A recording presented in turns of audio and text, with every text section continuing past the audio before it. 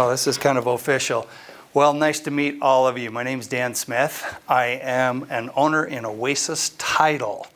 We're just 2 buildings over here, and I get the opportunity to share with you for the next couple of hours some CE time. Are you here all day then for the 6-hour block? Wow, bless your heart. Why did you do that to yourself? Or is it just a good way to do it? Funnest day of my life. Excellent, excellent. Wow, so we're having some fun. You know, I would hope, and welcome to those who are on Zoom, on camera, I would hope that with the time we spend, because we're going to get a couple of hours to talk today.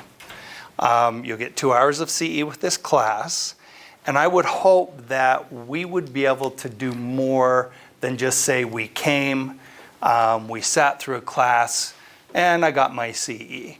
I would hope that what we're going to be talking about today is something that you would then be able to say, you know what, I can now go back to work and I can do something different on the positive side of the scale that makes it so it will help me in my career. Now, I think the intent with CE is all about trying to help grow our careers and give us the skills and the tools that we need. With this particular topic, which is the topic of, let's make sure I'm doing this right, doing business at the speed of trust. It's one that's been a game changer for a lot of people. It's been a game changer in that companies that have trust do better than companies that don't.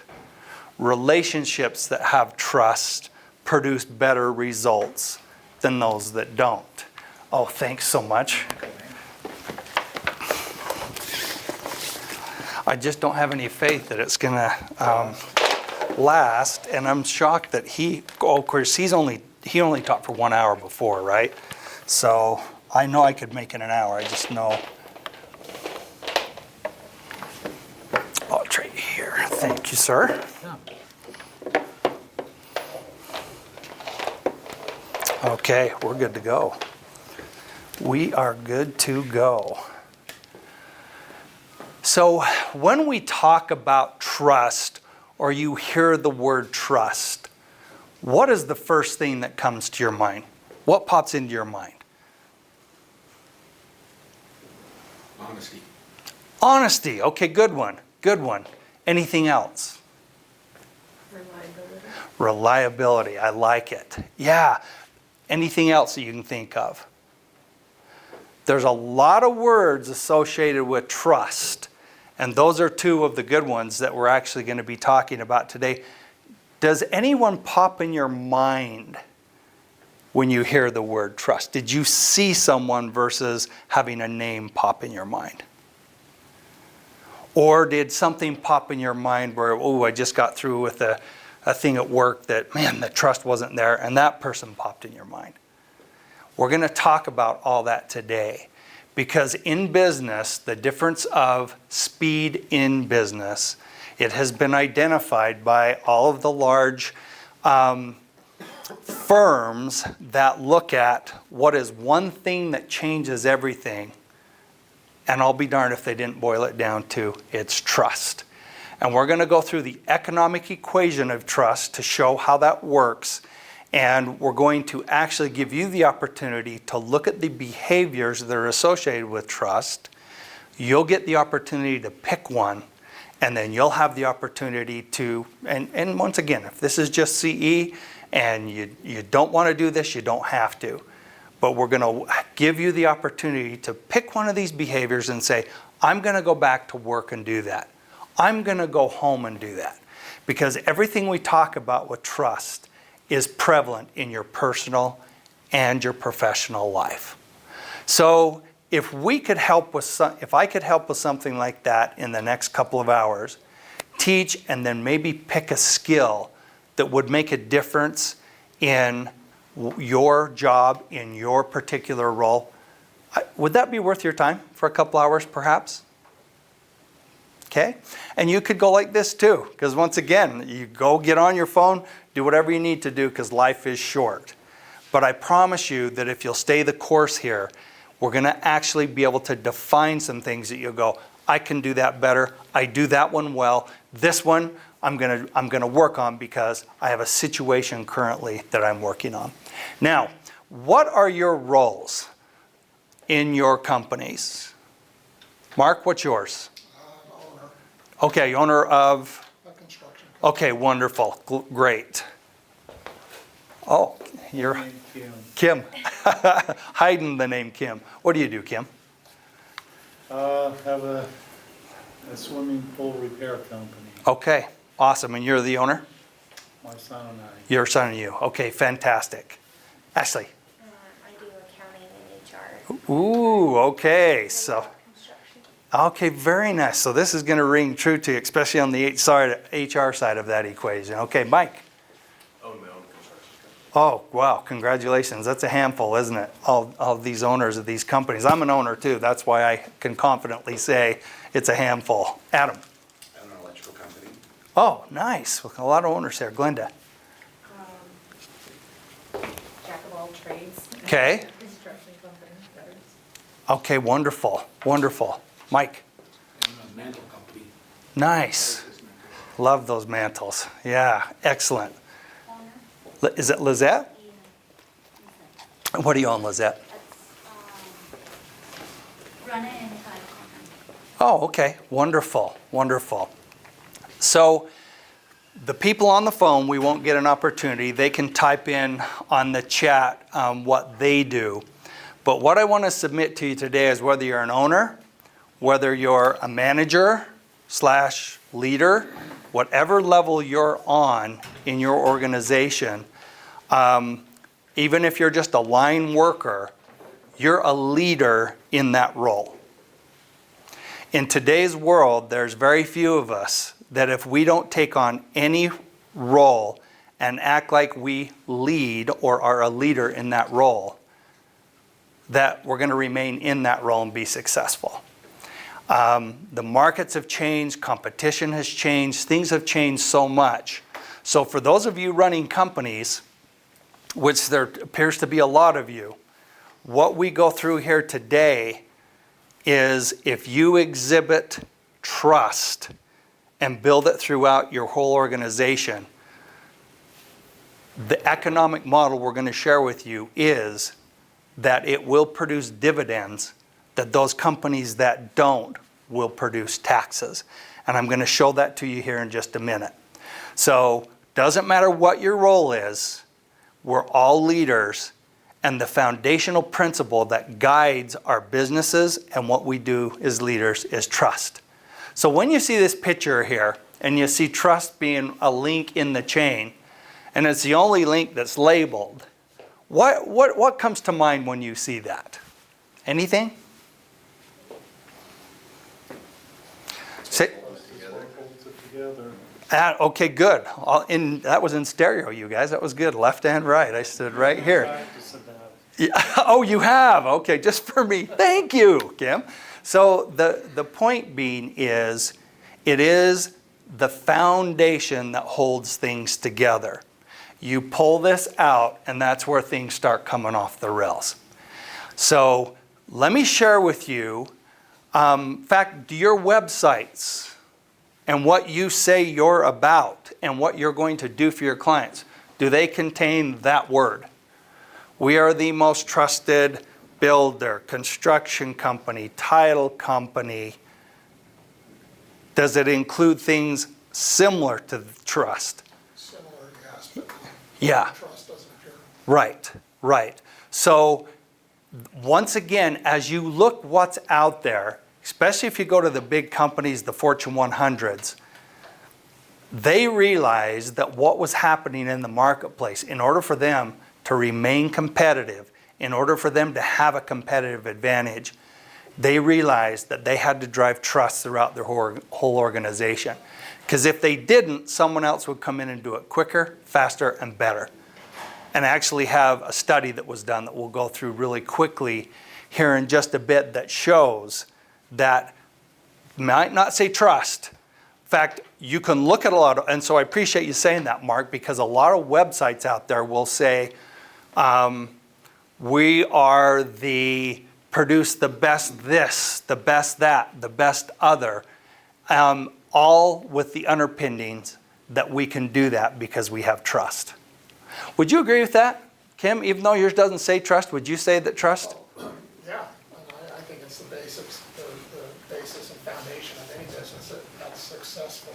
Yeah, It can save you a lot of money. For instance, you can spend tens of thousands of dollars in advertising, but if you have trust with your customer, your referral work will build and build. there you go. Been in business for 39 years. Great. Oh, wow.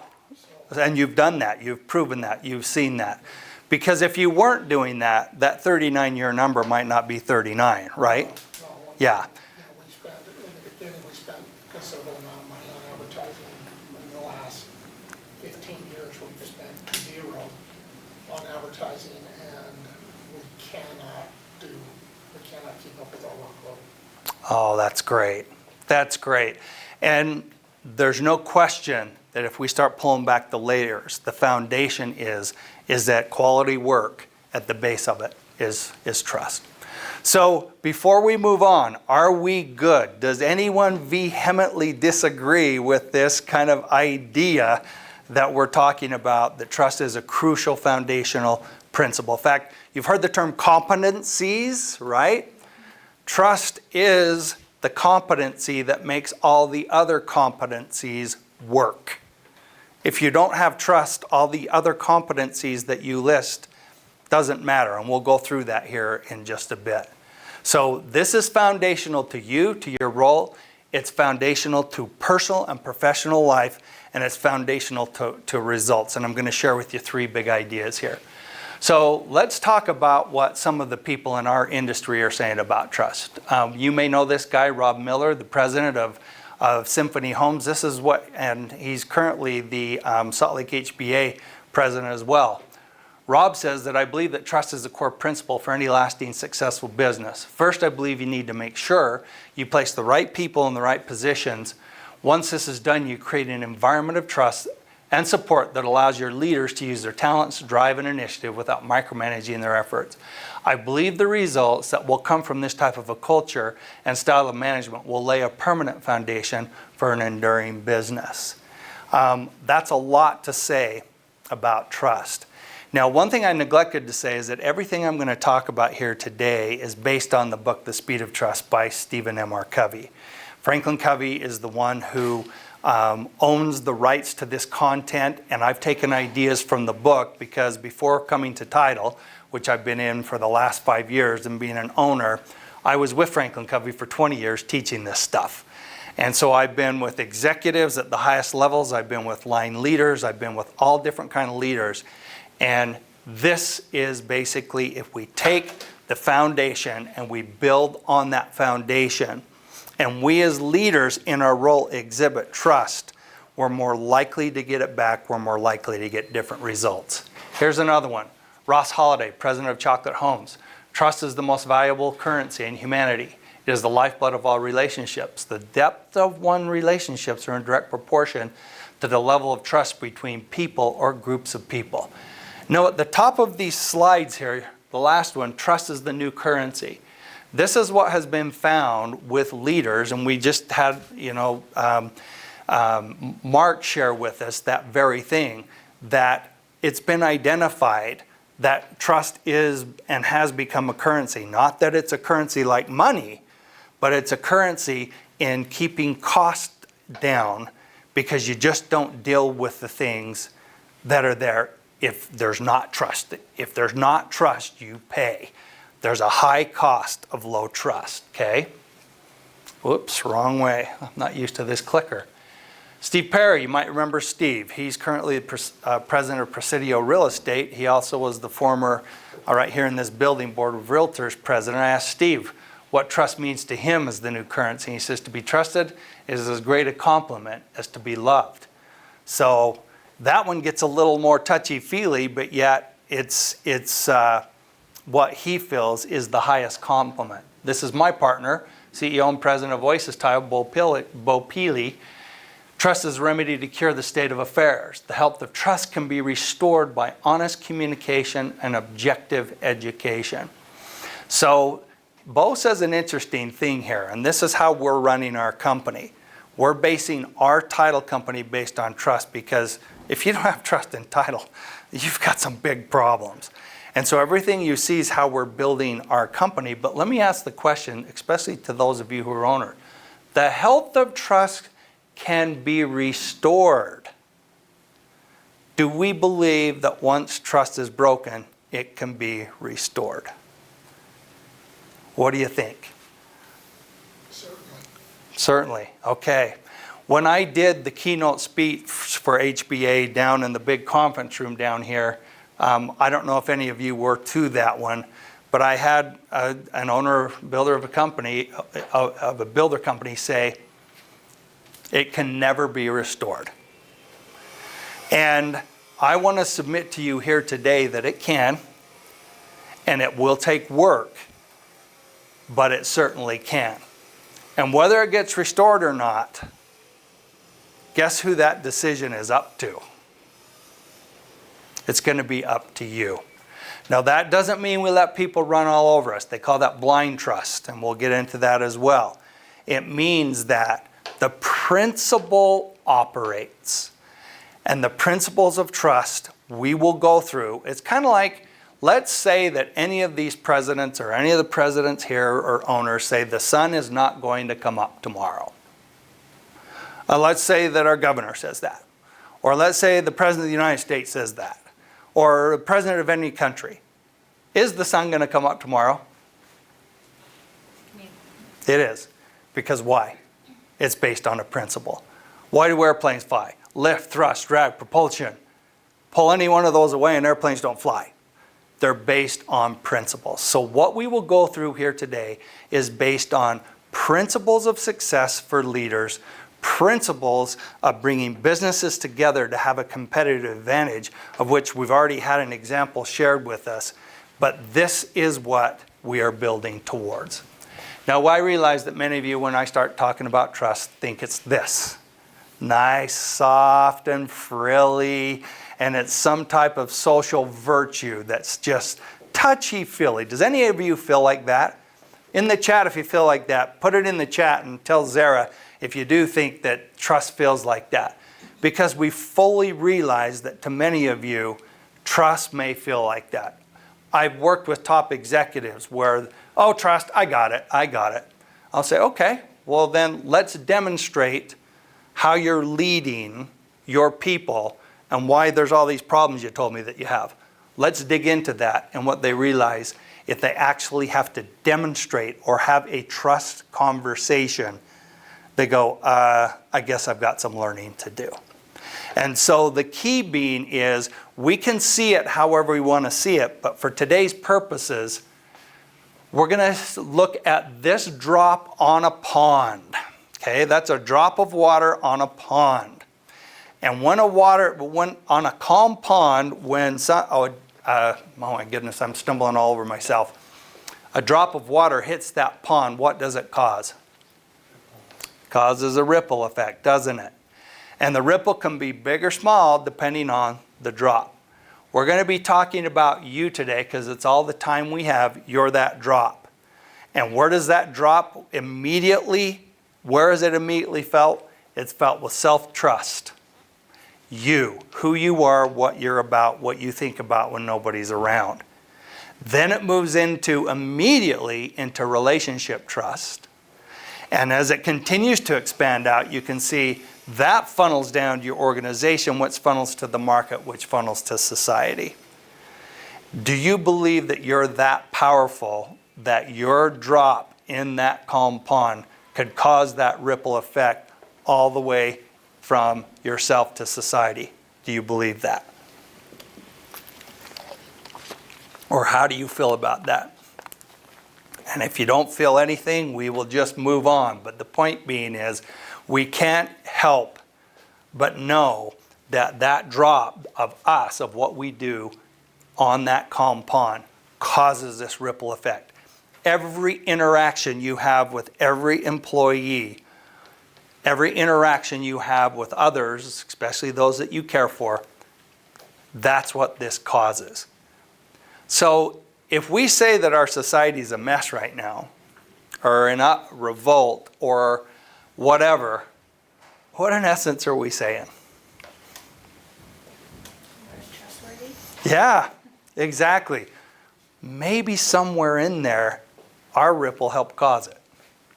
So that's why we're going to spend the time today looking at us and our trust. Because every time we come in and we work with executive teams and or owners of companies and their leadership teams or the whole company, everyone says, and I'll show you some results here, everyone says, I can be trusted.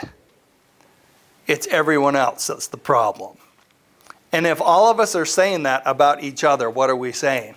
We just don't trust people. Now, you hold on to that thought. Any questions before I dive in here based on this ripple effect? Any questions, any comments? I'm seeing a lot of looks like, get this guy out of here. He has no idea what he's talking about. Are we good? Okay, because we're going to start getting into some hard evidence around it. And you're going to have the opportunity to be part of that hard evidence. Here's the three big ideas. That trust is an accelerator and an economic driver, not just a social virtue. Okay? Big idea number 2, trust is the one thing that changes everything. And number 3, trust is a learnable skill. And then the time that we spend here today, we're going to give you the opportunity to pick one of the behaviors that maybe you're not doing so well. And this, I can tell, is the advanced class. You're probably doing them all well. But I don't know anyone who's doing something well that doesn't say, wow, I could do even better. So you'll have an opportunity to pick that and then decide what it is you want to do with it. Okay, here's the economics of trust. And this is where we really start getting hard into understanding that with big idea number 1, that this is an economic driver. It's not merely just a social virtue. So trust affects 2 things, speed and cost. So think about it. Trust affects 2 things. It affects speed and cost. Now, I'm going to ask you, and since we have people on Zoom, I'm just going to ask you to do it by yourself, and then I'm going to ask you some questions. I want you to think of a person that you currently work with or have worked with that you didn't trust. Okay? You can either think about it in your mind, you can write it down, you can do whatever. Just be careful, just in case the person sitting next to you is that person. You're going to want, if you write it down, you're going to make sure that you keep it confidential. It's happened before, by the way. And so think of a person that you currently work with or have worked with that you don't trust. So let me ask you some questions, okay? So, Mike, what is speed like when you're working with a person you don't trust? Is it high or is it low?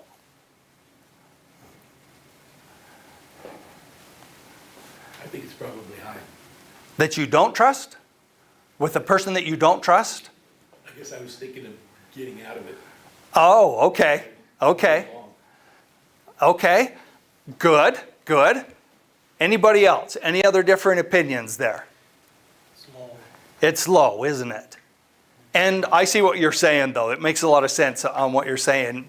Getting Depends on how low that trust is, and it even slows things down much more, the worse it does. it is. It does, doesn't it? And you're saying, I want to get out of it altogether. Did I catch that right? Yep. Okay, it's the speed of...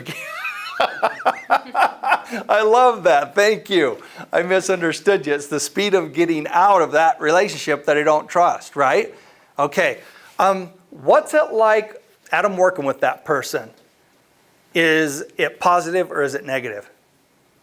It's probably negative. Yeah. And you can try your hardest to make it positive, can't you? But the truth of the matter is, if it's a person you don't trust, it's negative. Okay? All right, Lizette. How is it coming to work every day when I'm working with that person I don't trust? It's kind of hard. Yes. Is it easier or is it hard? It's hard. Now, in the company that has a bunch of people that don't trust each other, Ashley, what does the HR manual look like? Is it big or is it small? Big. It's big, isn't it? Yeah. So just by thinking of a person we don't trust, and going through the economics of trust, we've already identified the following. There is a trust tax that is produced when we work with people or if we allow trust to be low. So when trust is low, speed is low, and costs go up. Okay? Any questions about that? You just went through, we don't have to do a scientific experiment, just by one experience of one person you've worked with. Now, granted, we try and restore trust. We try and do all those things to change this, but that's going to be the other side of the equation here. Now I want you to think about a person that you trust, that you currently work with or have worked with. Okay? So get that person fixed in your mind. Feel free to write it down. I think if you write it down and it's the person next to you, I think they'll smile. There's no consequences of that one. Okay, so Mike, what's it like working with that person that you trust? Is speed higher or is speed low with the person you trust in business? Yeah, it is, isn't it? Okay. Gosh, what are costs like? Are costs high or low when you're moving fast at the speed of trust? They're high, aren't they? In fact, what's it like coming to work every day working with that person? Am I excited to come to work? Is it easier or is it hard? Well, it's easy. Isn't it just the reverse of what we went through? And in a company where people trust each other, the HR manual tends to be small. Okay? All from the fact that in this scenario, oh, where did it go? I'm missing a slide. Oh, there it is, the trust dividend. When trust is high, speed increases and costs go down. And I think we know that unequivocally. You've got 39 years that proves it. And so, was it 39 or 38? 39. Man, that's incredible. That's incredible. But that is the math behind the first big idea that trust is an accelerator. It's not a social virtue. The companies that have trust, or if you have trust in your relationships, you produce a dividend, and those who don't produce a tax. And if you want, you can go online as well. I'm going to show you a few studies, but you can go online, and huge consulting companies validate this with studies that they've spent millions on because they've taken this to the corporate world to say, we need this. Now, are we really that good at it? Some of us are. But yeah, I see no's, I see, okay, maybe. We're really not. That's why we're drawing attention to it. That's why I thought it would be a CE that would be very valuable, because most of us here today are with smaller organizations. Is anyone here with a large organization? No? Okay. So we're all, me included, we are a small organization. We're bringing some things that large organizations are trying to do that they've paid millions for, to try and bring it here so that we can enjoy the benefit of those dividends. And once again, there's an example. Any other of you with your businesses, have you seen this work? Or have you seen it not work? If there is trust. Anyone else? Yes? I would just say, on the topic of the manual, there's one employee that has made a lot of, distrust with, attendance, and we've had to revise the whole policy based on attendance, either because Just that for- one employee. Yeah. And isn't that what it tends to do? And what does that do to speed? What does that do to cost? It really does. And so some training needs to go for that person. Yeah, does it need to be in that HR manual? It does. But somewhere, somehow, if a leader can work with that individual and exhibit trust themselves and help them understand it, it's a lot better than defaulting to the HR manual. And a lot of times we do. How many of you default to contracts? You default to contract language instead of working with the individual. Sometimes we have to do that. But a lot of times when you get to where the contract says, somewhere before that, the trust is broken down. Okay, good. Thank you for sharing that, Ashley. Okay, trust is the currency of the partnership. This is what Gallup did in a survey they sent out. Trust is the linchpin of a partnership. With trust, both parties can concentrate on their separate responsibilities, confident the other party will come through. Without trust, it's better to work alone. No trust, no partnership. What do you think about that? Because aren't we trying to become here, the reason we're all in HBA, an interdependent reality, where if I do trust well, you build well, all the other suppliers and that go into that whole process, if we do that and trust is there, is that truly the linchpin of what we do versus not having that? Any questions about Gallup? Because I'll have you call Gallup and say, that study, but this is a neat study, and they get into the details of where they broke things down. As a matter of fact, I'll share with you some here in just a second that show that were done for the industries that we're in. So that's big idea number one. Big idea number two is that trust is the one thing that changes everything. Who knows these two companies? I don't think there's any of us that don't. These two companies did something back in the early 90s that was the absolute epitome of the linchpin of the partnership and coming together and trusting each other. Has anyone heard this story before? Okay. All right. So, Taco Bell CEO Greg Creed and Frito-Lay CEO Al Carey came together because they had this great idea.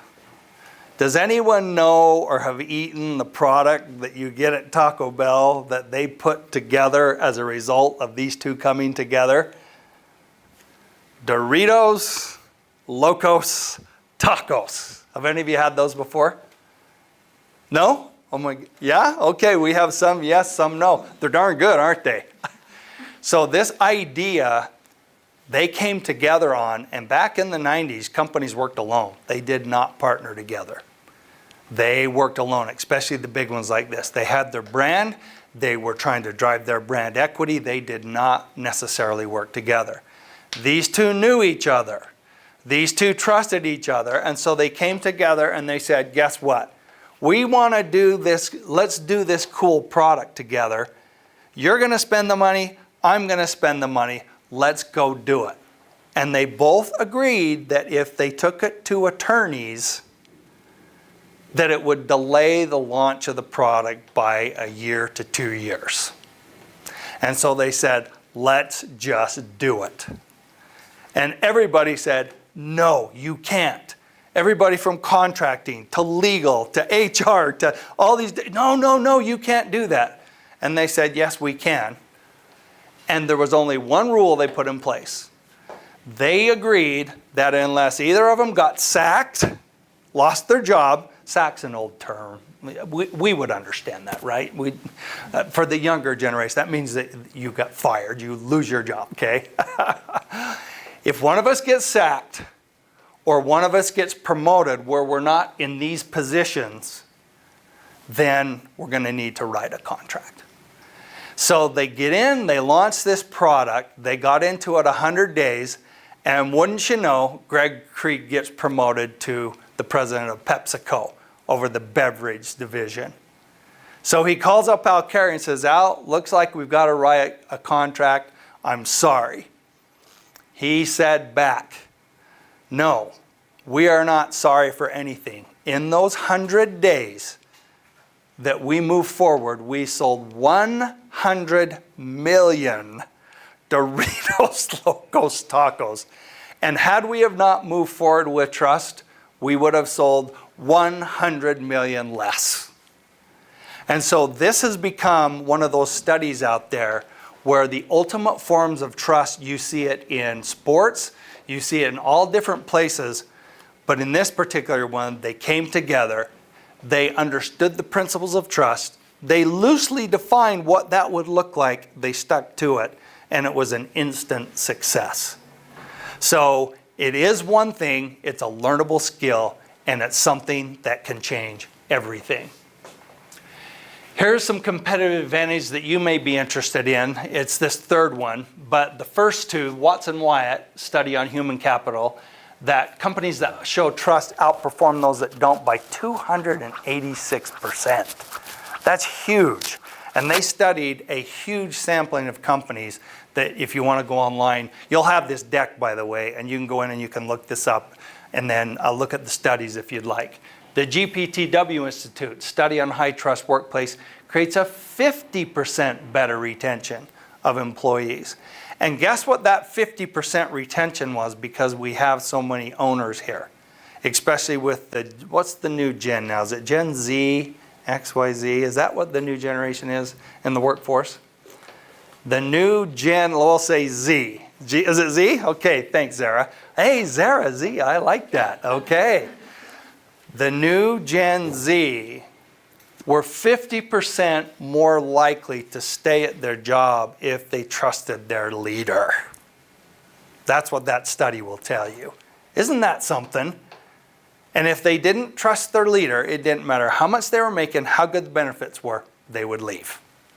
So, once again, nothing's as fast as the speed of trust. Business at the speed of trust produces dividends. And Life Story, this is actually a company who has done a trust index for our industry.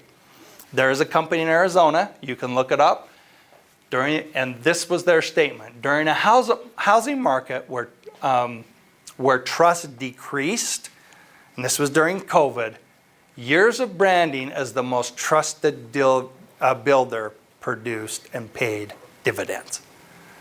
So they rank companies, and some that are around here are there, but this Life Story is a company that does a trust index of who's the most trusted builder, who is the most trusted in certain categories. It's a fascinating study, but once again, it's just validating that trust is the one thing that can change everything. Now, this is the World Economic Forum. I mentioned this a little bit earlier about the changes that we're facing right now. Would anybody read that for me? Is anybody in the reading mode? Adam, are you feeling like reading? Can you see that? Sure. Okay. Change will not come in waves this time, like in the past. It is coming as a tsunami. Its effect will be felt everywhere. When you have to show agility and entrepreneurship to survive the change coming, because it will change everything.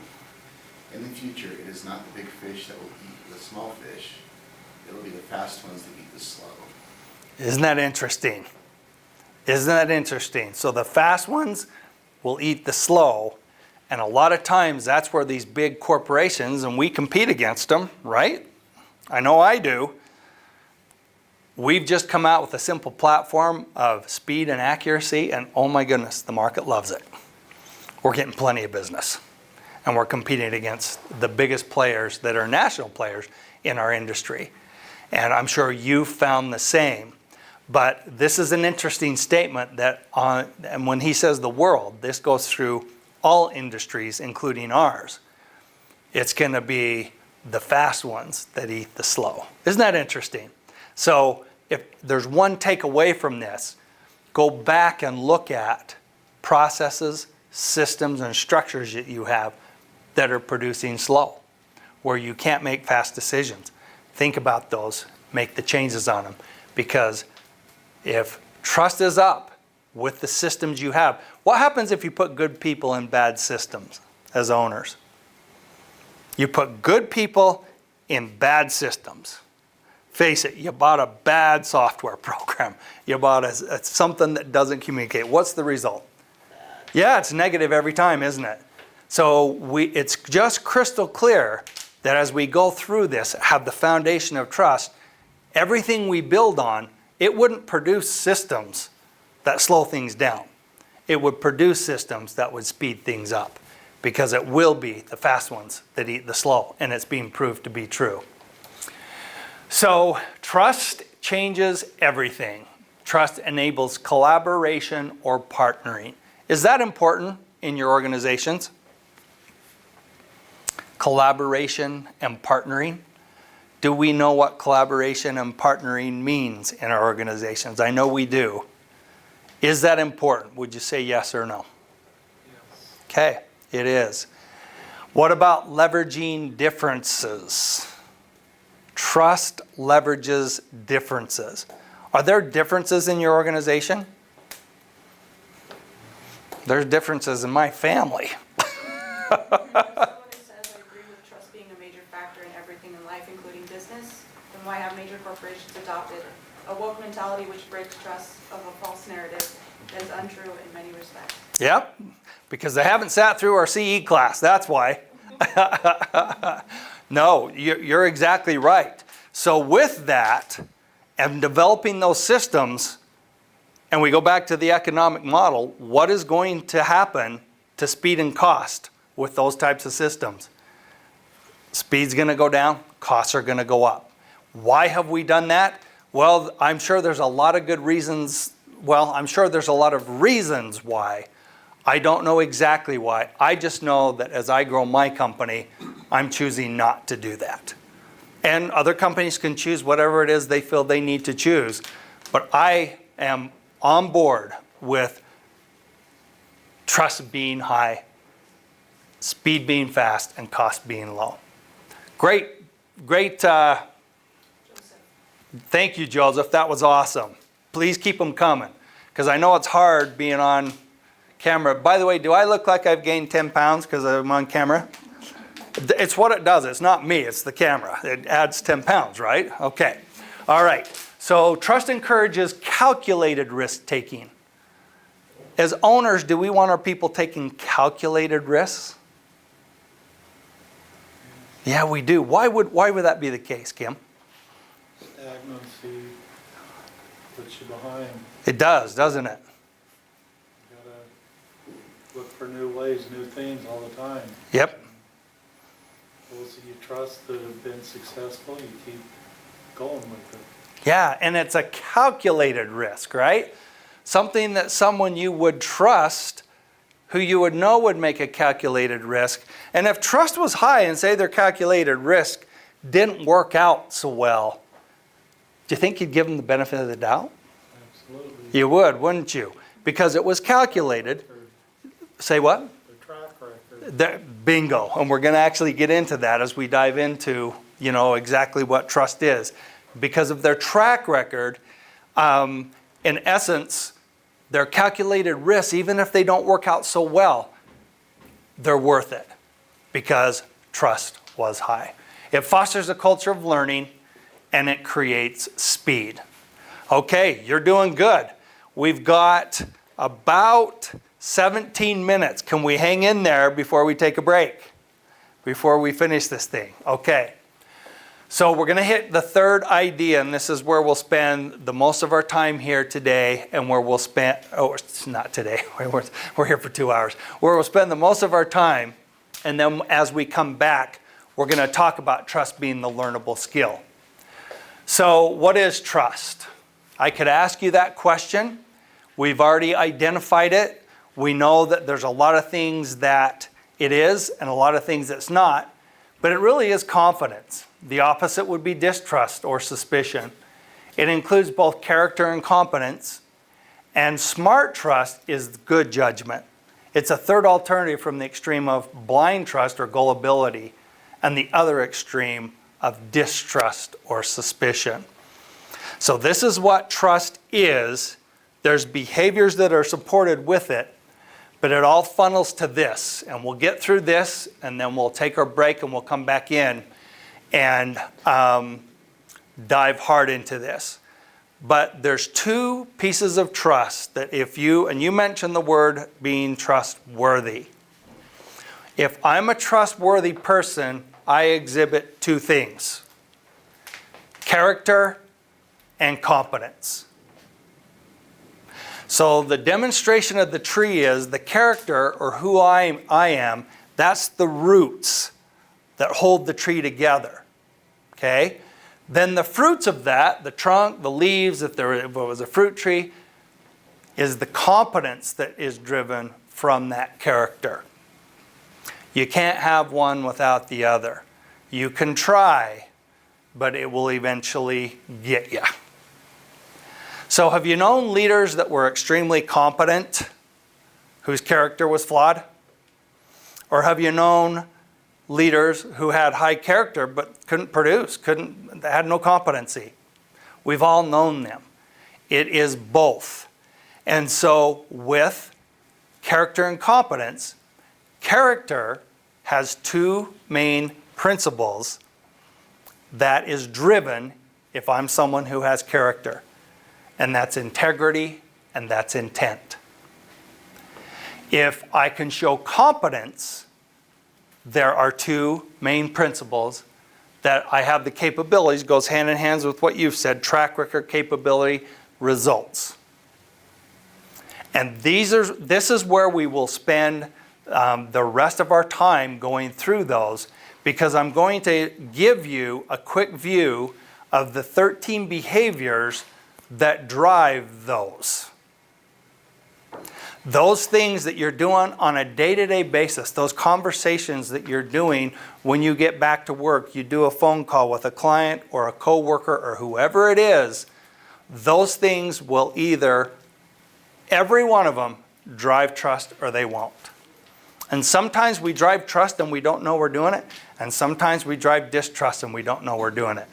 We want to make you aware of the behaviors that are going to drive trust, so that when I go does any of you, when you get out of your CE, either later on today or tomorrow, do any of you have a pivotal, hard discussion you've got to have with somebody? You do? Okay, no? Oh, good. That's good. The calm pond, your drip's doing well. Or do you have some discussions that you need to have with your executive team, with your leadership team, or anybody that might be discussions that are a little bit more difficult in nature or more positive in nature? Because if you're having those, it's going to be key that we just want to make sure that everything we communicate with anyone, especially as leaders of the company, that ripple effect will be felt all the way down. I laugh because one of my largest clients was Dell Computers.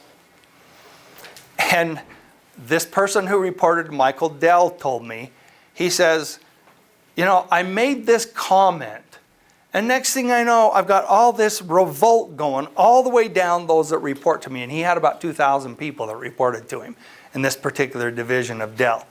He goes, I only said this. And when it got down here, it was so big that it was just causing all these problems. Speed was dropping, costs were up, the whole thing. And then he realized, as he went through these 13 behaviors, how he was communicating those things, and said, I will do that differently. He went back and communicated it and made it where speed went up and cost went down, because it was understood. So that's why this is so key of what we're talking about here today, is that every discussion we have drives it. And sometimes even the discussions that you don't have drive it even further. So integrity. Let's get into the two pieces here, integrity and intent. And in the next few minutes, we'll then take our break and then come back and give you a hit of the behaviors that drive character. Okay? So integrity. Ashley, can you read that? Integrity includes honesty, make and keep commitments to yourself, walking your talk, standing for something, having the courage to act in accordance with your beliefs. No, most massive violations of trust are violations of integrity. Wow. That says a lot, doesn't it? That says a lot. Integrity would be one of those things, let me give you an example, that I would not say anything about anyone else unless they were present to hear it. Think about that. I would not say anything about anyone else unless they were present to hear it. Meaning that if I come have a discussion with Kim about Mark, I could share some things that me and Mark had already talked about, and that would be okay. But if I come to Kim, can you believe Mark? Really? 39 years? Because of trust? I'm kidding. This is a tough class, by the way. You guys are. That's what we're talking about. I would not say anything about anyone else unless they were present to hear it. Integrity is the sum of all virtues at the testing point. What happens as you were driving here today and someone pulled in front of you? What was your initial reaction? Did we act according to our beliefs? Now, if your beliefs is to get mad and yell and scream and honk your horn, and well, then you're acting according to your beliefs. But I don't think any of ours are. And so you can see why integrity is a foundational concept. The roots of that tree, it's a biggie. Because in business, when integrity is the sum of all virtues at the testing point, we're tested every single day. And that integrity will drive trust or it won't drive trust. Any comments on that? Are we good? Okay. Here's what Holly Waddington, the owner of Carpet DM, had to say about integrity. It's a foundational component of business. As leaders, we have to hold ourselves accountable for our words and our actions. Mark Twain says it best, you're never wrong to do the right thing. I've always had the statement, a friend told me one time, when you're right, you're seldom wrong, right? Brain surgeon. But that's in essence what Holly is saying. And once again, just a different perspective from someone who supplies our industry. In fact, I noticed out there on the wall, she helped donate to HBA here to do things. But integrity being a foundational component of business. And even though it doesn't say trust in my website, it might say integrity, it might say different things, but they all lead to trust. Integrity is not something you show others, it is how you behave behind their back. Intent. Let's jump into intent. All right. Mike, would you mind reading that? Is that okay? I gotta bring my glasses today. Oh, okay. I have the same problem. Glenda, can you see that? Sure. Intent includes, motivates, agenda and the resulting behavior, motivates based on mutual benefits, behaviors, acting in the best interest of everyone. Right. Are you 1.5er? I know that's the next problem is, can you find a tool? So intent. There's the saying that you cannot not communicate your intent. As a matter of fact, you've been assigning your intent to me the whole time I've been teaching. And I've been assigning it to you. There is a science behind it. If we had time, I would go in and show you that we all assign intent to others. Okay? I would really, truly hope that you would understand my intent, my motives, my agendas, and the behaviors. The motives that we're talking about, mutual benefit, acting in the best interests of everyone, that's what I'm trying to portray. That's what I'm trying to do in business. That's what I'm trying to do at home. Now, will I stumble and will I fumble? Well, of course I will. I know you don't, but I will, okay? I will fumble and I will stumble. But my intent is based on this. Because if my intent isn't based on this, I will not exhibit trust. I will not produce a dividend.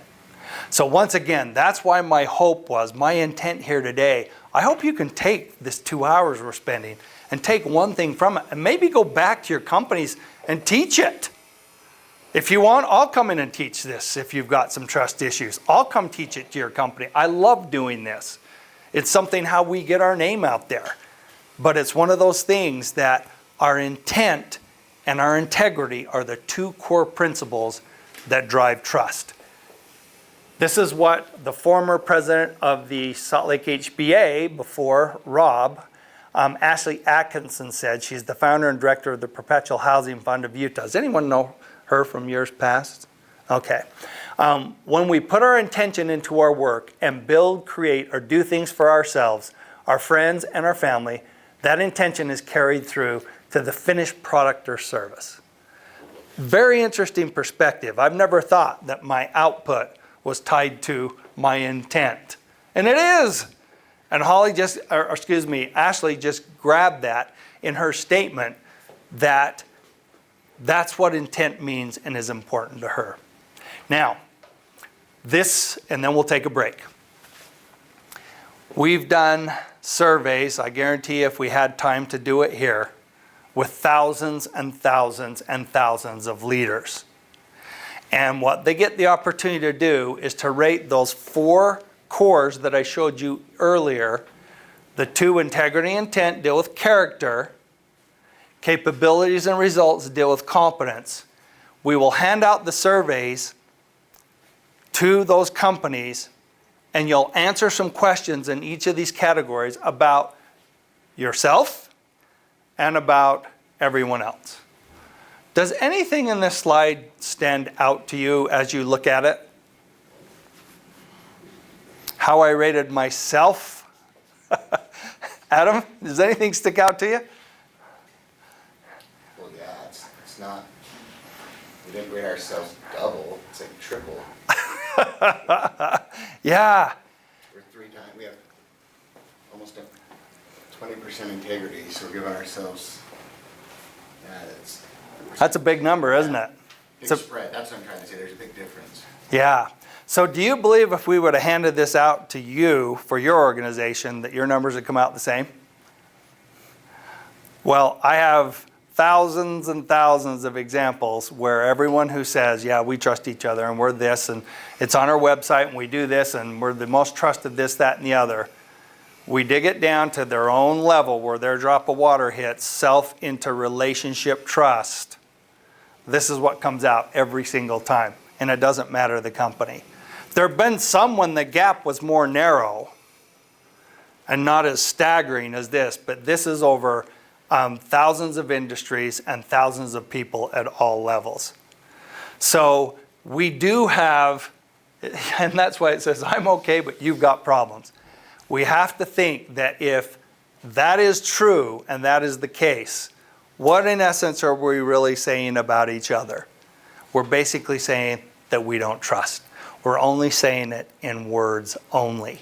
Could be some of the reasons why these corporations that on the chat that was brought in, could be some of the reasons why they're doing some of the things they're doing. I don't know. That's not my area of study.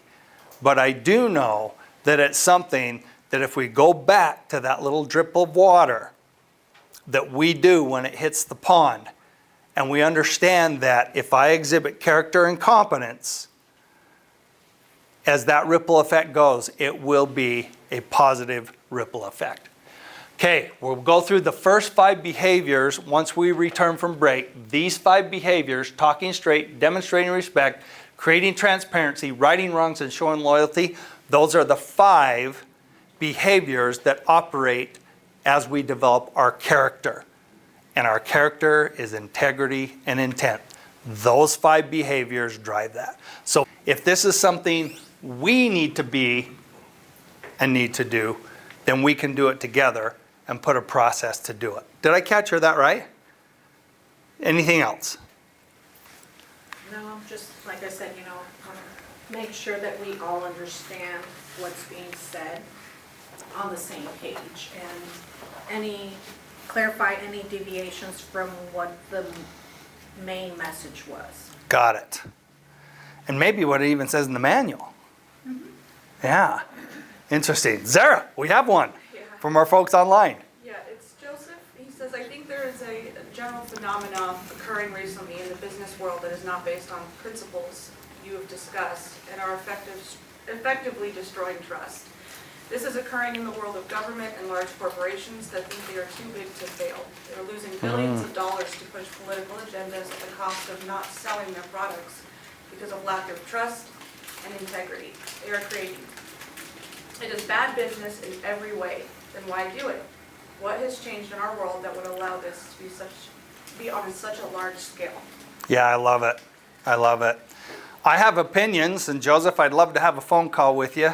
But if I answer this question, it's going to take the rest of class, and I will not be able to get into these 13 behaviors. So you will have my phone number and email on this deck that you receive, and I would love to discuss that with you because I have my beliefs of what it is, and my beliefs then form what we try and choose and do in our company that is different than that, but yet able to make sure that we're respecting the things that need to be respected. Yeah, that's a great comment. It really is. Because this is like utopia, isn't it? This is how it should be. I didn't get that. Could you try again? She didn't get that. This is utopia. So with that, we're going to have an opportunity, and I hope you'll take it now, where you'll take one of these, and maybe it will be as we're talking, and say, you know what, I can't change what's going on out there with the political agendas and all these things happening in the marketplace. I can't change those, but I can change my drip of water and what I do from day to day. Instead of trying to change the world and sweep off everybody else's front doorstep, I'm going to start with mine and sweep off my front doorstep, and hopefully that creates and expands out as my ripple or my drop goes from self to relationship to company to market to society. So that's what we'll be focusing on with these behaviors. Now, I put some things in here, some little comical jokes in here. I hope you think they're funny. I've been told I have a very dry humor, and that's just me, right? And so hopefully you'll think you're funny as we go through these. So here's behavior number 1. It's called talking straight. So Mike, would you mind reading the boxes in green? Can you see those okay? Yes. Okay, go ahead. Be honest and tell the truth. Let people know where you stand. Use simple language and call things as they are. Demonstrate integrity. Don't manipulate people or distort facts. Don't spin the truth. Don't leave a false impression. Yeah, and the opposite of that would be pretty simple, to lie or deceive, right? So as we read through that list, does any of those grab you? Because this happens to be the number 1 problem in what we would call America, in our corporate, private, whatever world. This behavior tends to be the one that is one that everyone feels they need to work on because of situations that they get into. Remember that integrity at the testing point. Here's one a friend sent me who says, "Welcome to Amsterdam. When it's hot, please dress for the body you have, not for the body you want." Thanks. Is that talking straight? I think it is, right? And once again, that's my dry humor. Maybe you found it funny, maybe you didn't. But as I look at talking straight, we have to ask ourselves, okay, if I choose that one, where would I, in these definitions, which one of those would I grab and work on so that I wasn't lying or deceiving? Because there is a counterfeit to talking straight, all right? Mark, would you mind reading the counterfeit? Are you okay? Can you see that all right? Sure, spinning, positioning, posturing, manipulating, withholding information, beating around the bush, double talking, flattering, corporate speak, technically telling the truth, but leaving a wrong impression. Yeah. Would certainly hope that those would be things that if they are going on, we can take them and realize that that is a behavior that we either do or don't do in every discussion we have with anyone, and we don't want the counterfeit coming through. All of us know of people that we've spoken to that while they're talking, this is all we're hearing. Okay? We know of them, but we also know the opposite as well, that there's those that when we're talking to them, these things come through. So if you chose this behavior, and the only reason I'm spending this amount of time on it, because it is the number 1 that we all need to work on, think about it in your personal and your professional life, and it is going to drive a different result if this is the result of what you can produce. You will get the trust dividend. Okay, thank you.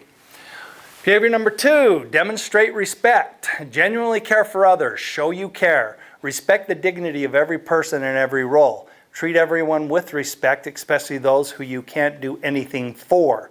Show kindness in the little things.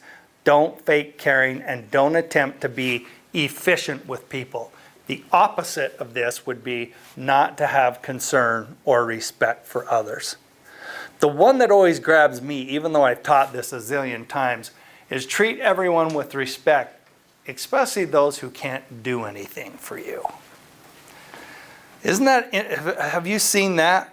where a lot of times somebody gets respect because they're trying to get something from someone else and it's not a true respect, that one always grabs me, is that even if you can't do anything for me, I'm going to respect you. I'm going to treat you the same as I would everybody else. Ah, here we go. I'm concerned, Tom, whether you have the full respect of your staff. We would never do that in our industry, right? Put it on the back of our boss. So what's the counterfeit of demonstrating respect? Zara, can you see that? Would you mind reading it? Faking respect or concern, showing respect and concern for someone who can do something for you, but not for all of those who can't. Awesome. Awesome. Did anyone pick this one? Okay, moving on. The third behavior that focuses on character, your integrity, and your intent. This is creating transparency. Tell the truth in a way people can verify. Declare your intent. Get real and be genuine. Be open and authentic. Err on the side of disclosure. Ooh! I do this one all the time. I'm sorry, I made a mistake. It probably won't be the last mistake I'll make, but I will fix this. Is that acceptable to you? That's been one I've had to work on big time. To err on the side of disclosure. Be transparent about not being able to be transparent, and don't have hidden agendas, and don't hide information. As I'm reading these, are people popping to mind as you're thinking about this, the people you work with? That's normally what happens, is that, ooh, I know somebody who could use this. And once again, since the time we have here today is for you, look at it and say, ooh, I could do better on that one. Because I just shared one with you. This one has been one that if I make a mistake, it has been hard to say I made a mistake. And I will tell you, I'm sorry, I made a mistake. Now, I don't do the title and escrow at our company, so that's the mistakes you're worried about. So I don't do that, but I haven't made mistakes in other things. So it's about disclosing that, making it right, because the opposite would be to hide it, to cover it up, or to obscure. And we know what the results of that could be. I thought this would be funny for builders. Hank, can I level with you? Not funny, is it?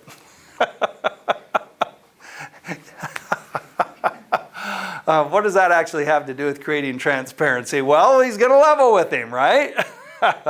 Okay. The counterfeit of that. Having hidden agendas, hidden meanings, or hidden objectives. Creating illusions and making things appear different that are pretending, seeming, rather than being or withholding information. Okay, any comments about this one? All right, we're just screaming along. Ashley, you almost said something, I can tell. No, we good? Okay, awesome. Behavior number 4. 4 of the 5 that deal with character. This is about righting wrongs. Ashley, would you mind reading the green boxes? Make things right when you're wrong. Apologize quickly. Make restitution where possible. Practice service recoveries. Demonstrate humility. Don't cover things up. Don't let pride get in the way of doing the right thing. Thank you. The opposite of that would be to deny or justify wrongs, or to rationalize wrongful behavior. So back in the example that we did earlier, when I asked you to think of someone who you didn't trust for whatever reason, did you or did that person ever right their wrongs to try and restore trust? No. And a lot of times that happens. Did you try and right the wrong? So you have to think about this and what that is. A lot of times it's like what Mike said, you know, my speed is how fast I can get out of it, get away from it. But even still, even though perhaps maybe you were wronged, this is suggesting that we do what we can to right it on both sides of the equation. And chances are it's more difficult for the other person to right that wrong. Okay, the opposite is to deny, justify wrongs, or to rationalize wrong behavior. We all know where that ends up. I just can't shake the feeling that something isn't quite right. Right? They need to right the wrong. They built the bridge upside down, right? So just right the wrong. I did see Kim give a half smile. Thanks, Kim. It's kind of like a good, Just thinking that actually was kind of brilliant. a good way to do it. Well, gosh, let me go back to it then. Why wouldn't that work? There you go. Yeah, what would the purpose of this be, do you think, if you did that upside down to Did it still stabilize it? It still supports the structure? Okay. Well, there you have it. Free cartoons, and we got a new business idea. Isn't that great? All the result of a CE class. Look at that. I was just thinking that this might be the design of new bridges in the future. There you go. Very well could be. So the counterfeit of righting wrongs is covering up, disguising, or trying to hide mistakes instead of repairing them. Failing to admit mistakes until forced to do so, and being humbled by circumstances instead of by your conscience. Ouch. Ouch. Okay, anybody pick that one? Okay, and if you did, it's okay if you don't share. Number 5, showing loyalty. So can I get some help back there? Can you read? Oh, she's just mid-bite, so sorry. I'll go ahead and read it. Give credit to others. Speak about people as if they were present. Represent others who aren't there to speak for themselves. Don't badmouth others behind their back. When you must talk about others, check your intent and don't disclose others' private information. The opposite of that would be to take credit yourself or to betray others. Man, when I quoted this job, I really underestimated the man hours. Everybody in the company decided to sign up for that one. Oh dear, okay, that's probably one I'll get rid of, right? So we've just went through the 5 behaviors that support the 2 foundational principles of intent and integrity, which build character, which are the foundation of the things that keep things safe. Now we're going to jump into the competence side about capabilities and results with the time that we have left. Anything about character before I jump into competence that you have thought, want to share, or have questions about? Have we got anything on the chat pod there at all, Sarah? Okay, I knew that this was the advanced class, so we will move on. Capabilities, what do they include? Okay, what do capabilities include? Adam, can I get you to read again? Would that be okay? Thank you. Talents, my unique strengths. Attitudes, do I approach work with energy and determination to contribute? Skills, am I relevant? Do I upgrade my skills? Knowledge, what am I doing to stay current? Style, clear the path or get in the way. Yeah. Isn't that interesting that capabilities would be one, and we had a comment earlier about, your past history and things like that. That comes up on results, but you were capable, very capable of producing certain things and then asking yourself the question. I mean, the capability thing for me is that, as I get older here, am I relevant? And I think by teaching stuff like this and working with great people like yourself, I'm doing everything I can to stay relevant and keep my capabilities intact. But, what am I doing with that knowledge to stay current? That's what you're doing here. Whether you have to or not, you're actually doing it. And that's why I'm saying that even though that this is a CE that you feel like I have to do it, no, you get to do it. And it's an opportunity where we can learn.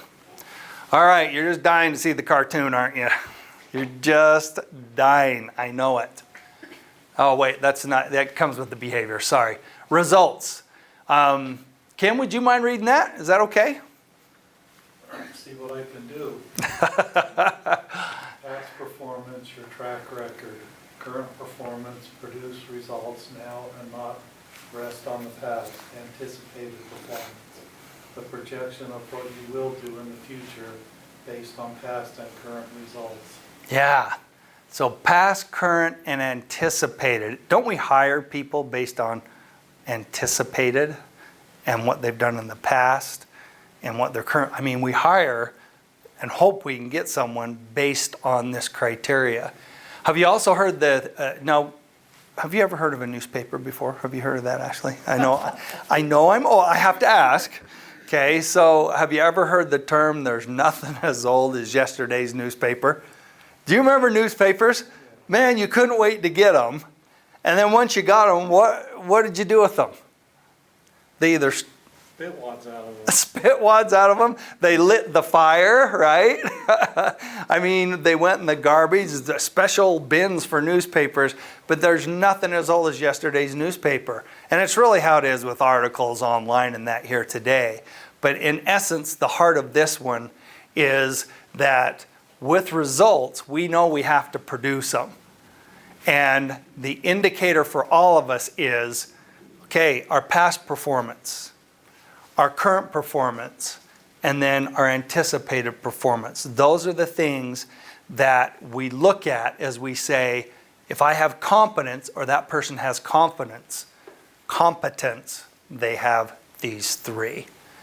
And maybe in the past, if the record wasn't so good, well, they're currently working on it to make it better and projected because they've worked on it to produce better results. Is that fair? Okay.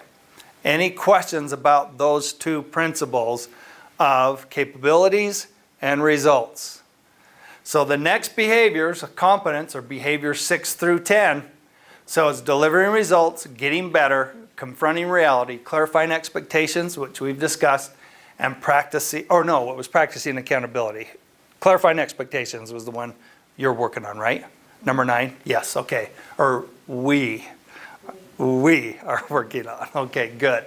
So we're going to jump into those now. Okay, number 6, deliver results. We want to establish... It'll be after this. Yeah. So you did like the cartoons. Yeah. You want another business idea, right? I do. Think out of the box. I love it. I love it. So delivering results. Establish a track record of results. Get the right things done. Make things happen. Accomplish what you're hired to do. Be on time. Now, we've heard that one. Several things. Be on time and within budget. And don't overpromise and underdeliver. And don't make excuses for not delivering. Do these two ring true in our industry? They do. And I think if we were to send out a survey and ask people, how was your building experience?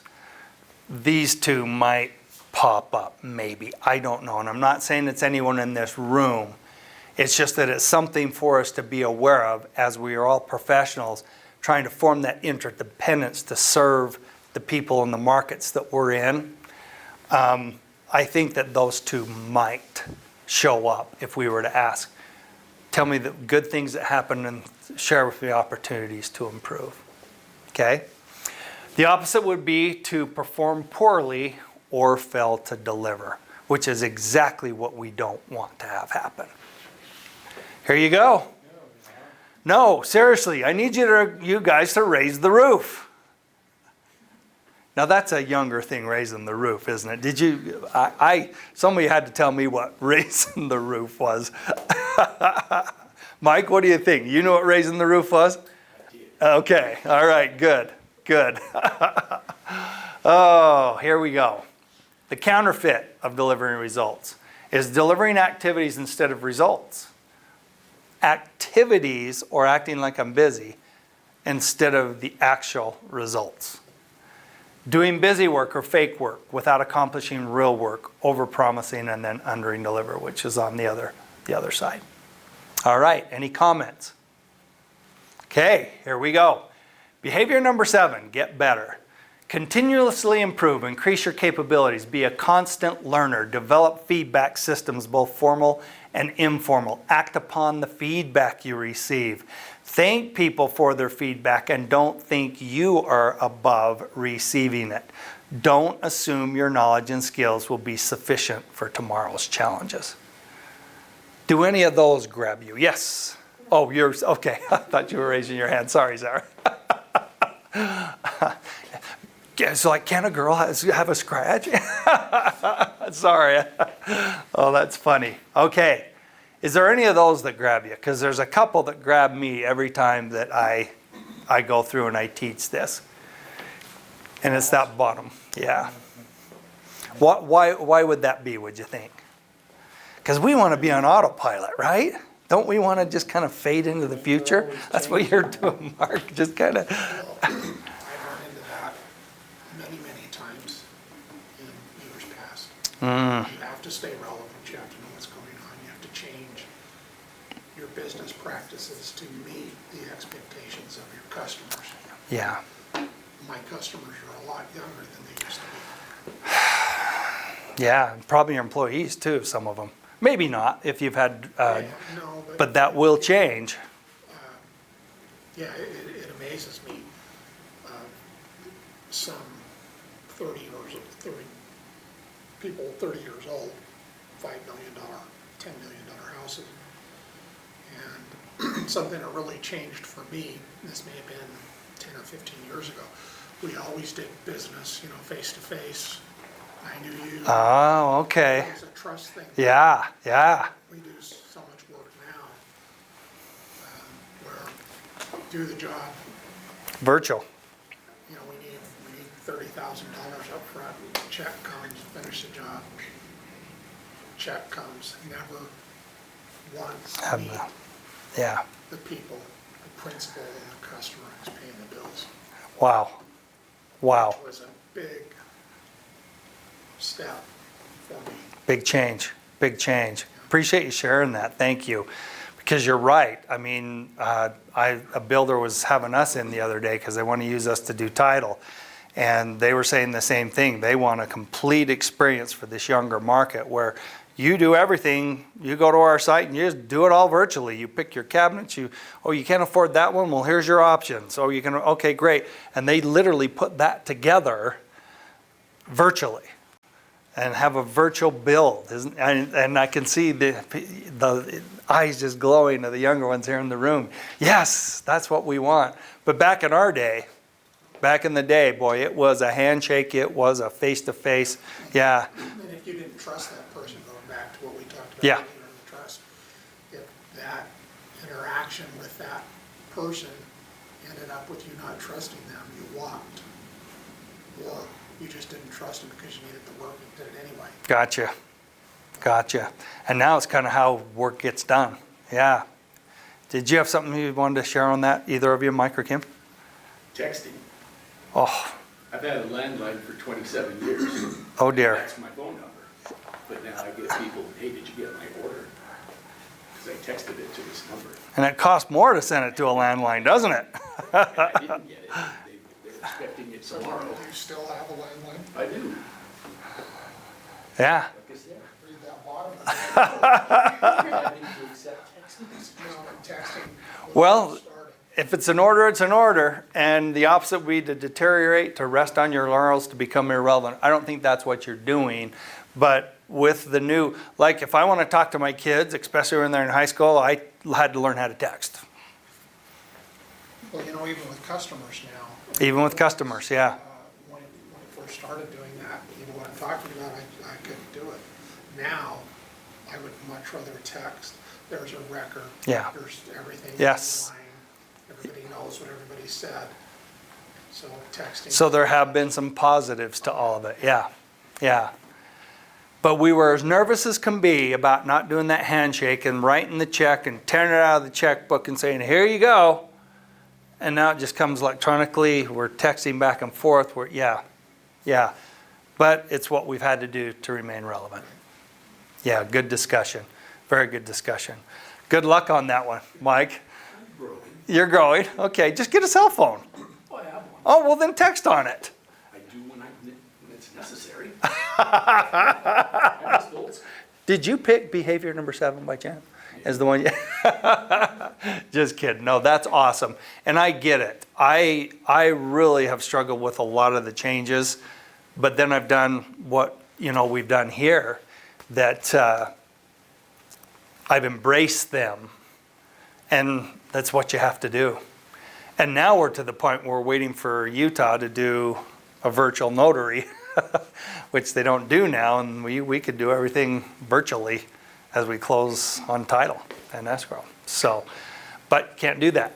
Someone has to be in place to assign notary. So anyway, okay. Now there's a real pro. He can even kneel while he's power napping. That is someone who is getting better, right? Okay, it's a negative.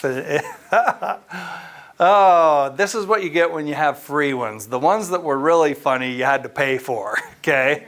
And where this isn't a paid gig, I took the free ones. How's that? So the counterfeit of getting better would be making flavor of the month, and that happens in bigger companies all the time. I don't think us as smaller companies have the ability to really do the flavor of the month that we're going to focus on this. It goes back to some of the things Joseph were saying. A lot of these things that are happening are flavors of the month that eventually will go away and new things will change, and we're going to talk more about that later, Joseph. But making flavor of the month improvements that never take hold, continually learning but never producing, talking a good game about improving but never doing it, and trying to force fit everything into what good you are at doing. Force feeding. And so getting better, it's a good one if you picked it. Confronting reality. Okay, so let's see if this is going to help you, Glenda, as you go back to the workforce now and we say, look, we are all going to work on this. Do you want to read it actually? Can you see that okay? Sure. Okay. Go ahead if you want to read the green boxes. Take issues head on, even the undisclosed. Acknowledge the unsaid, address the tough stuff directly, confront issues before they turn into major problems. Lead out courageously in conversation, confront the reality, not the person. Don't skirt the real issue. Wow, which one of those grab you? Anything just grab you? I think it's more of the confront the reality, not the person. Yeah. Because it is more of a group thing than just a specific person. Yeah, for sure. And it becomes an undiscussable a lot of times, doesn't it? The elephant in the room. Have you heard that before? There's an elephant in the room, and nobody wants to talk about the fact that there's an elephant in the room. And every day we come to work, that elephant remains there, and everybody just works around it because it's the undiscussable. Okay, this is saying differently. This is saying that in order to confront reality, we need to talk about the elephant in the room and do what you just exactly said with yes, not the person. We take this together as a group and we work on it.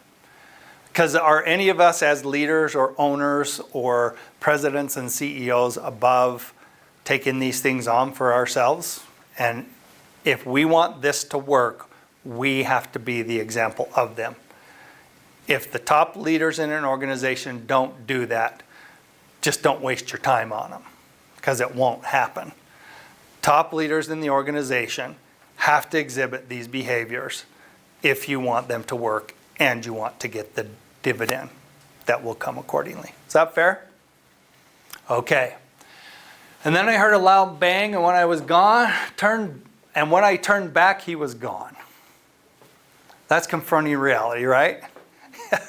He who tends to work with a hammer thinks everything's a nail. Is that how it works? Measure twice, cut once.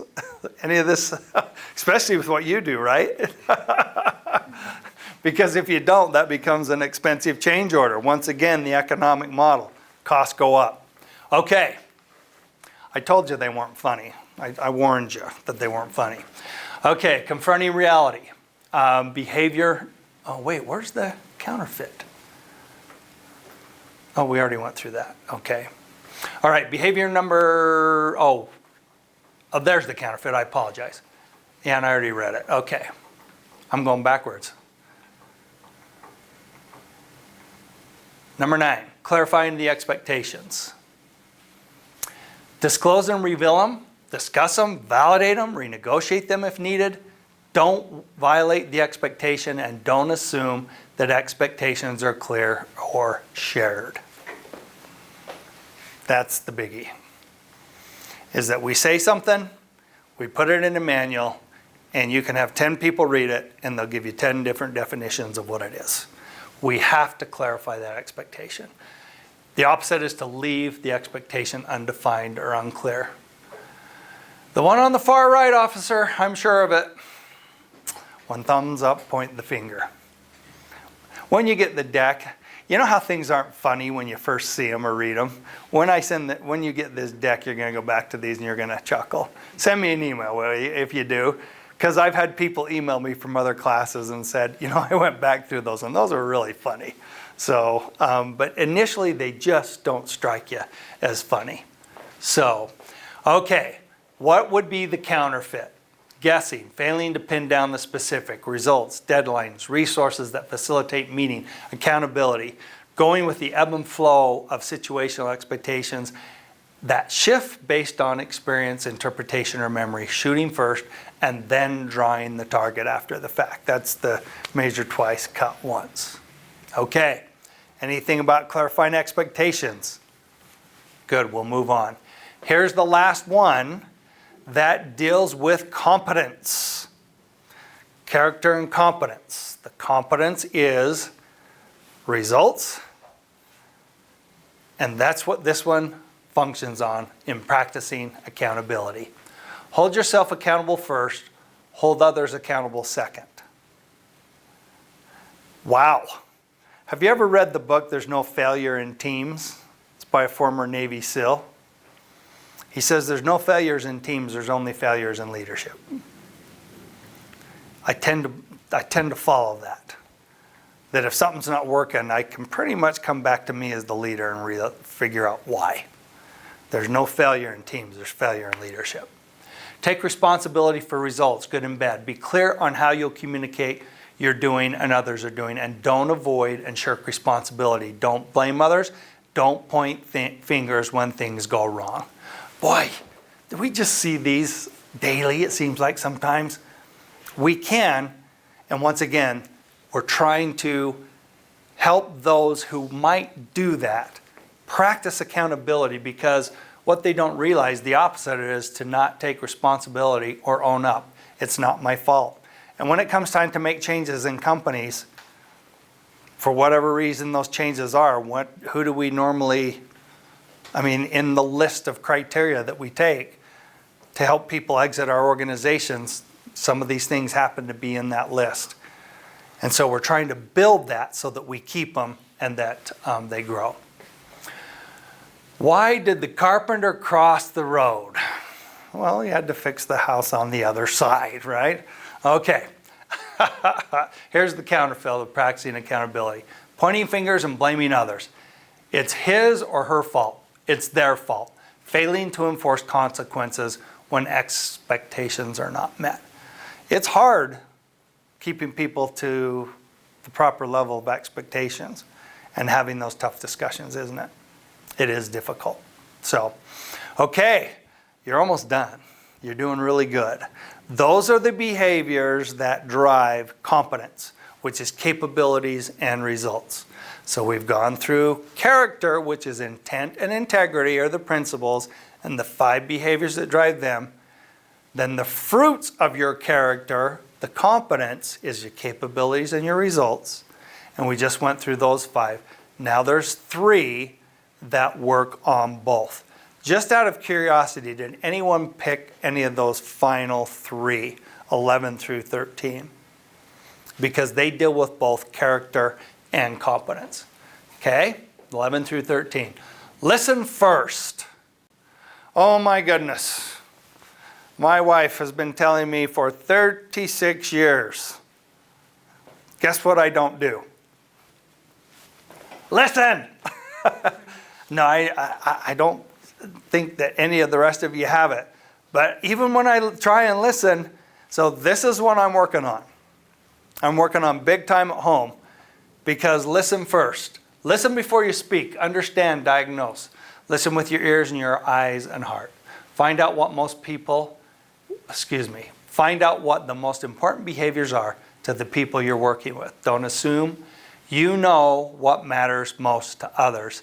Don't presume you have all the answers, and don't presume you have all the questions. The opposite would be to speak first and listen last to not listen at all. I have so many good solutions when she talks to me, though. I just want to share them, right? No, that's not what that means. It means I need to listen first. And actually, this is the one I work on. I've been teaching this for years. I'm still working on it. Here you go. I think you need a hearing test. And he says, why the heck do I need a hairy chest? Oh my goodness. Okay. Here's the counterfeit of it. Listening without understanding. Listening only to formulate your reply. There's my problem. I'm listening to respond, not listening to understand. Okay? Focusing only on your agenda and pretending to listen. Can you tell when you're talking to someone if they're doing that? It's pretty clear, isn't it? I mean, it's like crystal clear. And you're not hearing what I'm saying. So we raise our voice, right? Well, this is a biggie. And now that you know the counterfeits, you know what it is, I'll wish you the best on working on it. Keeping commitments. Say what you're going to do, then do what you say you're going to do. Make commitments carefully, include implicit commitments, and keep them at all costs. Make keeping commitments a symbol of your honor. Don't break confidences, and don't attempt to PR your way out of a commitment you've broken.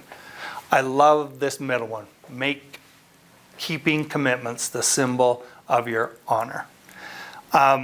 Through the years and all my life and all different functions of it, whether it's family, home, church, work, community, it's okay to say when I ask you to do something, I can't do that. That's totally okay. But what's not okay, this is my opinion, I'm a small fish, big pond. Don't say you're going to do it and don't do it. That drives me up the wall. Does that drive you up the wall or is it just me? It's okay to say no. And have a discussion around the no. That's great. Okay, fine. But don't say yes and then don't do it. So that's the heart of keeping commitments, because the opposite is to break. Wow, that should say commitment, shouldn't it? Wow, commitments or violate promises. I know we're months behind schedule, sir, but it's the darndest thing. Every time we complete a section, it disappears. The Tetris Construction Company. Now that's funny. Have you guys played Tetris? You put the sections and they disappear? Okay, that's not funny. All right, here we go. The counterfeit would be to break commitments or violate promises. All right, last one, and we're done. My goodness, right on time, too. You've been a great class, by the way. Thanks for putting up with me. Thanks for your comments. I've actually learned a lot from your comments. I do every class, so thank you.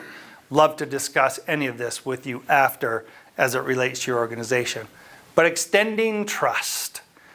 As leaders, one of our roles is to extend trust. Okay? And with that, we demonstrate the propensity to trust. We trust abundantly to those who have earned your trust. We extend trust conditionally to those who are earning your trust. Learn how to appropriately extend smart trust to others based on situation, risk, and credibility of all people involved. And don't withhold trust because there is a risk involved. This one is the key takeaway. There is a risk involved in extending trust. But as you look at that risk versus the alternative of not extending it, I will always take the opportunity to extend trust. Because I've noticed that when I do, it produces that dividend. Now, with certain people that I have to work with because they've demonstrated lack of trust, I will still extend that to them, even if it is where they need to go and do something else with somebody else. So that's my propensity. I'm not saying that's what you should do, but I just believe that the dividend comes the more I do it. I believe that there's an infinite number of solutions out there, and that the scarcity mentality is something that I just choose not to be involved in. The scarceness that there's only so much business out there, that there's only so much of this or so much of that. We have this beautiful pie and I got to get as much of it as I can and give you as least of it as can. No, there's plenty of pie. And guess what? Just like Frito-Lay and Taco Bell, they'll make more. So we can make more, we can be abundant. All right, so you don't trust me, do you? There he is in the dentist chair and he's got his night helmet on.